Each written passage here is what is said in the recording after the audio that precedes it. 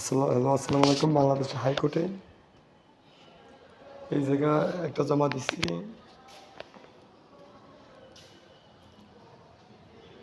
কেউ নাই, জজ আসতেছেন স্পেশাল। আমি প্রেসিডেন্ট, আমি আইছি, তারপরে জজ আসতেছেন না। জজরা দেখেছেন, কইছিলাম না এইসব জজ বাড়ার কাজের না, সব হচ্ছে বাংলাদেশের লুটে পুটে খেয়ে বাইরে দেশে পাঠাই দিছে। জজ আবার সময় দিচ্ছে, এখন প্রেসিডেন্ট চলে আইছে, জজের খোঁজ নেই। জজ ওই পাশে চুরি করায় ব্যস্ত, লুটে পুটে খাওয়ায়। যে দেশে জজই ঘুষ খায়, ওই দেশে পুলিশ প্রশাসন কী করবি? যে দেশে সরকার প্রেসিডেন্ট ঘুষ খায়, সে দেশের সিটিজেন কী করবি? সব চেঞ্জ করতে হইবি।